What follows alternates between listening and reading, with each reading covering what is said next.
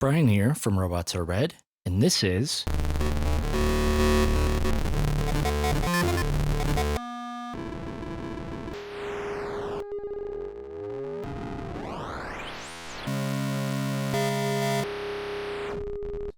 Mr. Wavey.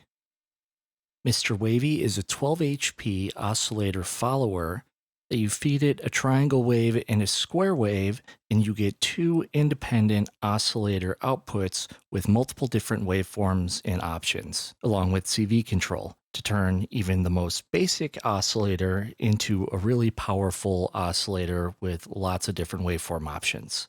And this is what it can sound like.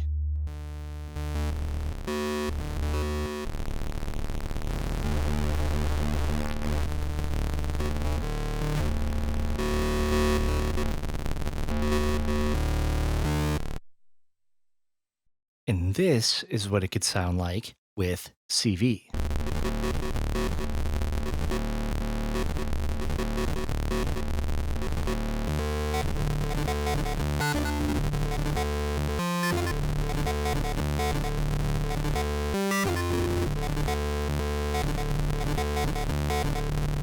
And with that, let's get going with a quick walkthrough and then some demoing. Okay, so Mr. Wavey is actually very simple. We have two inputs. We have a triangle wave and a pulse wave input. Both inputs affect both outputs, so you need both in to get the full force of the module. I believe the triangle controls the different waveforms and the pulse controls the sub and the double saw that we can get. So right off the bat, let's patch in our triangle and pulse wave. And for right now, I'm going to just pull from output A. So to start, let's ignore these four knobs here as they are attenuverters and an attenuator for CV. So for the A side and the B side, we have a little mix control and each does a different thing. And it's kind of like the Buchla dual oscillator, where the first one, we can interject a saw wave into our waveform. In the B output, we can introduce a sub.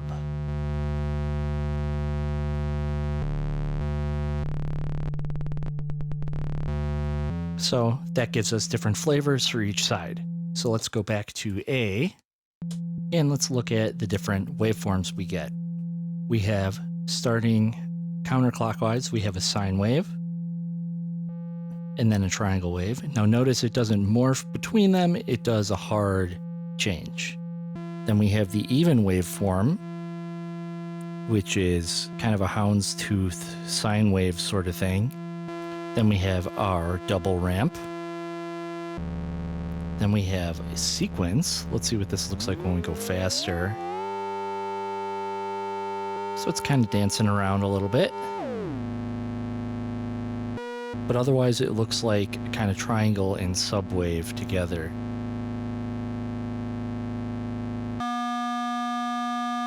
And we have double pulse, which gives us an interesting set of 3 pulse waves per wave.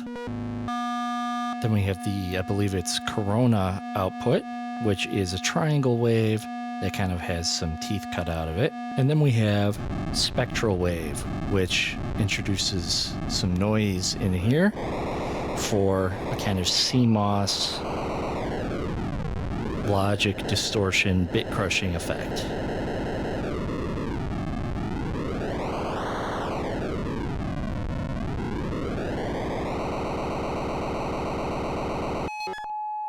And now let's see what the waveforms do with the saw wave mixed in. And I'm just going to attenuate it up for each of these.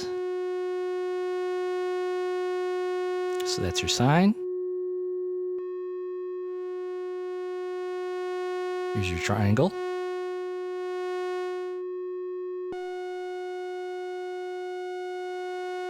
Here's your even wave.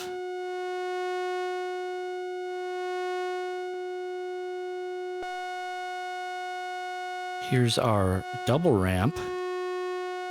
It gets it a little pulsy.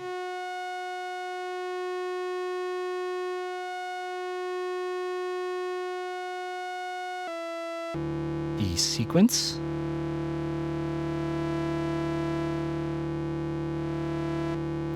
the double pulse. So we just get a nice saw wave skewing our double pulse. That's really nice looking.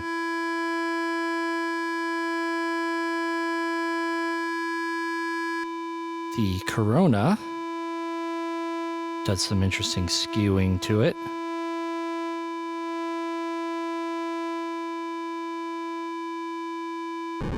And the spectral wave. Let's see if we could see what's going on here. Yeah, it's skewing those too. It's introducing some interesting noise in there as well.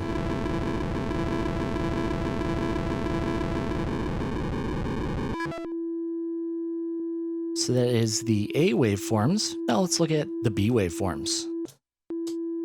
Now we already saw the sub mixed in, but now let's see the waveforms as they are a little bit different. We have our sine and our triangle and our even. But then, because this side has the sub and that side has the ramp, we're going to get our general square pulse wave, which is controllable by the pulse width. And it does zero out in both directions. And we have CV control for the pulse width modulation right here and our attenuator.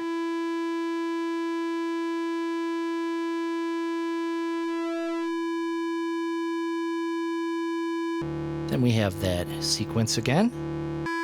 We have the double again. We have the corona again, but this last one is a little different, and it is called slice, which is an interesting kind of backwards houndstooth waveform. Just mixing the sub in.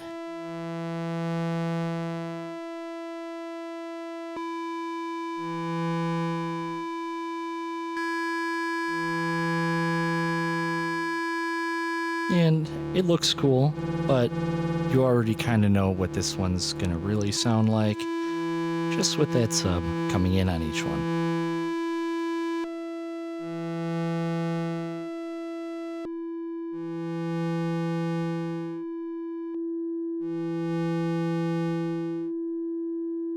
And then, of course, we have our different subdivisions. So let's get to a higher pitch so we could hear all of the subs. So we're down 2. We're down 1 octave. We're down 3 octaves. We're down 4 octaves. And we're down 5 octaves. And then we have CV control for the sub-select with the attenuverter control number 3 and the CV select 3 input.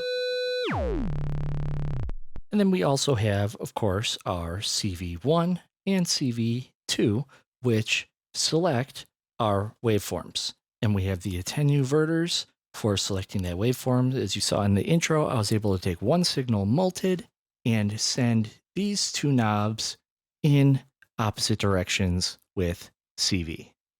Now note, you don't need to put the same oscillator in each of the inputs. You could use different ones at different pitches, and the sub and saw wave that we mix in will be at a different pitch than our main waveforms. So that'll be fun. Let's do it now. All right, so I'm going to start by just plugging in these outputs again into our scope. And now let's pull the triangle from this basic VCO. And we'll pull the pulse wave, make sure the pulse width is in the middle, and throw that into the pulse in. And let's turn these oscillators on. First, I'm going to turn these all the way down.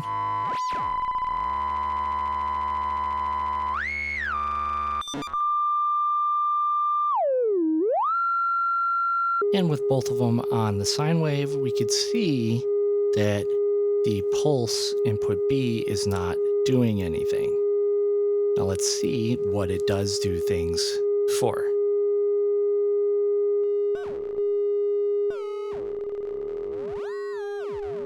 So the even wave is pulling from the pulse input, as well as the double ramp, sequence as well. The double pulse is not, the corona is not, but the spectral wave really is. Oh man, we're gonna get cool sounds with just that.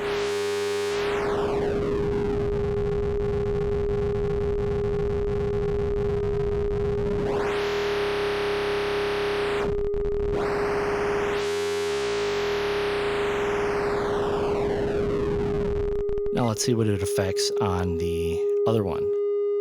Not the triangle. Again, it is doing it for the even.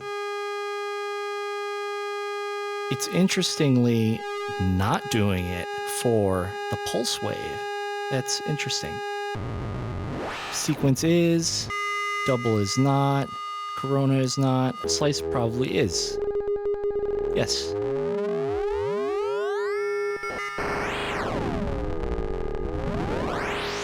Real great computer glitchy matrix sounds here.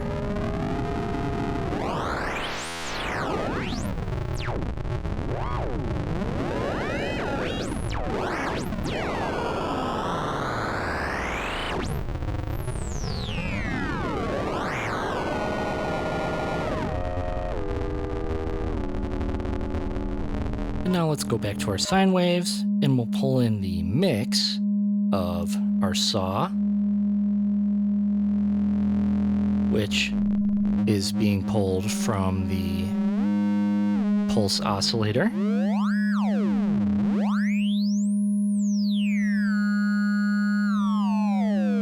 And let's listen to the sub. I'm going to put it in the highest pitch.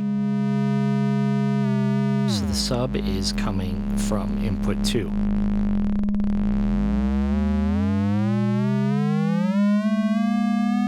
Let's go into our double tuner here and tune these to a chord.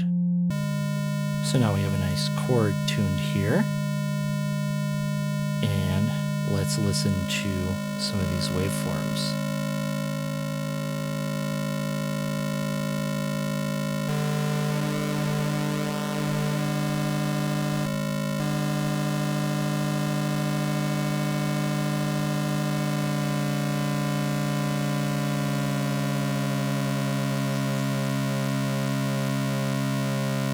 Now we have it at octaves, and let's adjust the phase a little for a little bit of unison.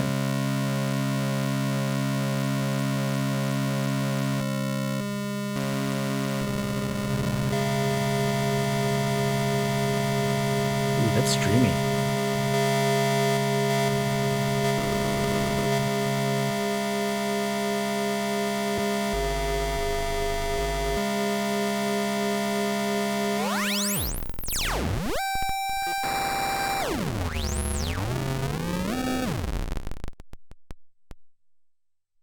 All right, now let's look at this with some CV and see what kind of weirdness we can get. So to see this at LFO speeds, I'm going to have some audio of a frozen buffer of just a triangle wave going into clouds. So I just have just some triangle waves playing over it, so there's a little bit of echo. If we adjust our pitch, there's a little lag, but it's still pretty accurate that it'll show us enough with our waveforms that we can really see how wacky they get. So I have my triangle wave and my pulse wave going into here. And for simplicity's sake, I'm going to just plug them both into the same oscillator, and then we'll see it with the second oscillator afterwards. So I'm going to start out with some oscillations here. So this would be more VCO speed, and then we'd be getting into LFO territory here. So let's plug this in to the pitch on clouds. So I'm going to put the pitch right in the middle, and let's just throw this into the full per octave.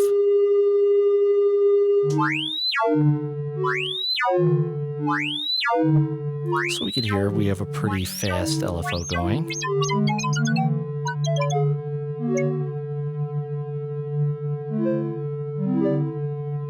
This actually sounds pretty cool. Just a sine wave.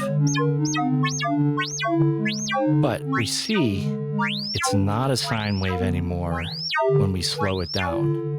And the more we slow it down, the less voltage we get, but we also get these interesting shapes, like this kind of plateau with an exponential fall off.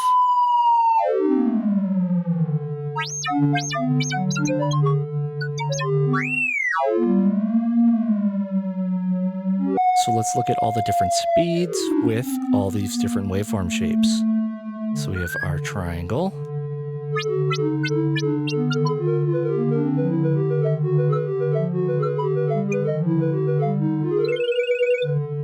There's a triangle. That was an even wave. So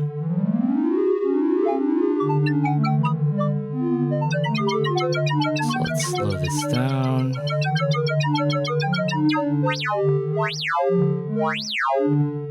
And let's see how the shape changes. Still stays very triangle. But we lose that voltage if we slow it down enough. And we only get a little bit of pitch wobble, so if you want that little wow and flutter, here you go.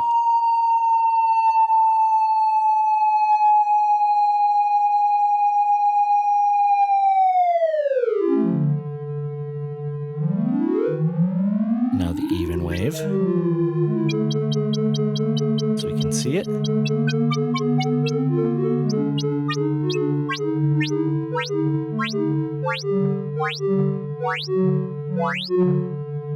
It's keeping its form very well.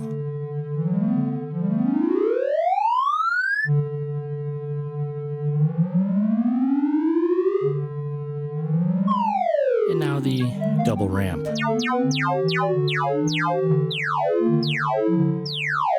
So interesting is the point to point is different on the two ramps.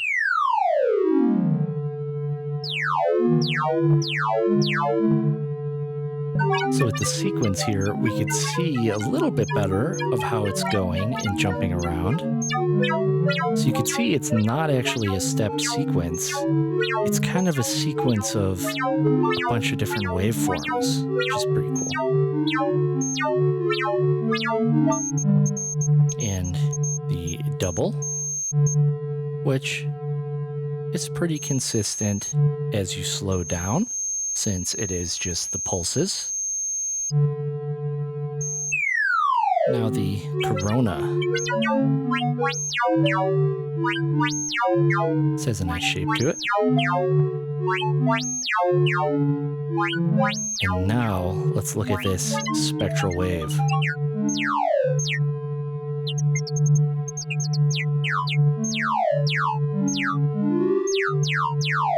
It's almost like a random sequence, but it's firing out little envelopes instead of pulses.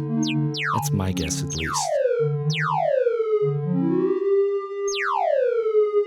Now let's look at oscillator 2. And here is our sine wave, and again, it's doing that weird sine wave thing, where it's giving us an envelope kind of shape with an exponential fall off. And the triangle is going to be solid. And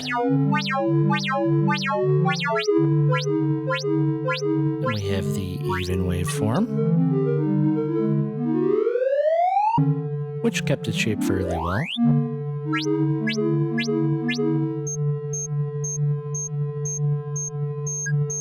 just have our pulse, which is a pulse LFO. Back to the interesting sequence.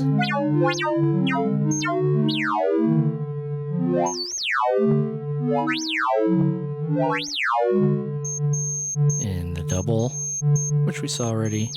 Corona, which we saw already. And our slice, which is interesting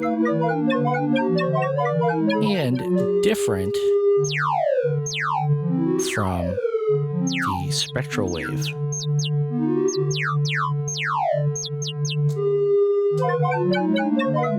Much different. It's much noisier.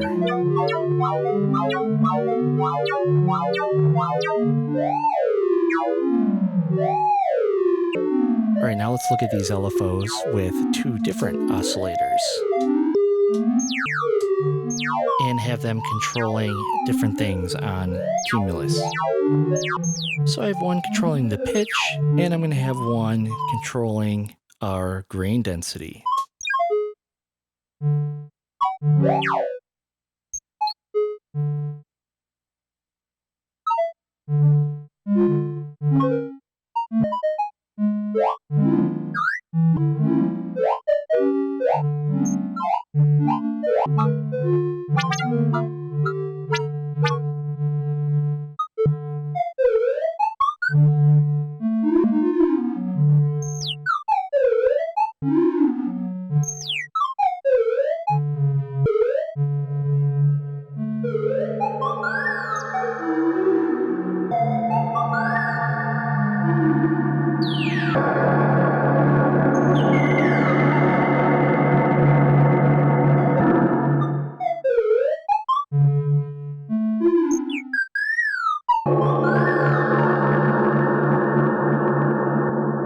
All right, now let's listen to Mr. Wavey in some music.